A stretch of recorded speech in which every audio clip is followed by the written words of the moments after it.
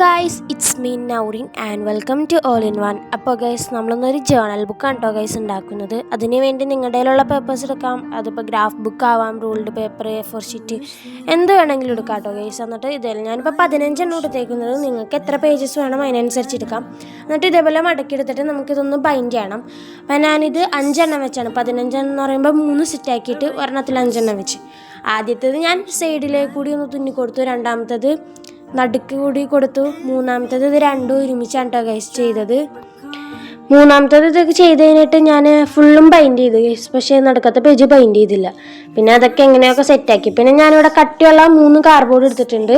ഇത് വാച്ചിൻ്റെ പെട്ടിയാണ് കേട്ടോ ഗൈസ്. അപ്പം ഞാനത് മുറിച്ചു. പിന്നെ ഇങ്ങനെ 3 പീസാക്കിയിട്ട് സെല്ലോ ടേപ്പ് ഒട്ടിച്ചു കൊടുത്തു ഗൈസ്, ഒന്ന് നിൽക്കാനായിട്ടത്. അതിന് ശേഷം നമുക്ക് ഒന്ന് കവർ ചെയ്തെടുക്കണം നമ്മുടെ ആ ബുക്കിൻ്റെ പുറം വശം. അപ്പം ഞാനൊരു ക്ലോത്ത് എടുത്തേക്കുന്നത് ഗൈസ്. അപ്പം നിങ്ങളുടെ കയ്യിൽ ഇപ്പോൾ എന്താ ലെതറ എന്ത് ക്ലോത്ത് വേണമെങ്കിലും നിങ്ങൾക്ക് എടുക്കാം. അതിനുശേഷം ബുക്കിൻ്റെ അളവെടുത്തിട്ട് നമ്മളതൊന്ന് സ്റ്റാപ്ലെയർ ചെയ്ത് ഒട്ടിക്കാം. അല്ലെങ്കിൽ നിങ്ങൾക്ക് ഗ്ലൂ ഗൺ ഉപയോഗിച്ച് ഒട്ടിക്കാം, ഫെവിക്കോളോ ഫെവിക്വിക്കോ എന്ത് വേണമെങ്കിലും ഉപയോഗിച്ച് ഒട്ടിക്കാം.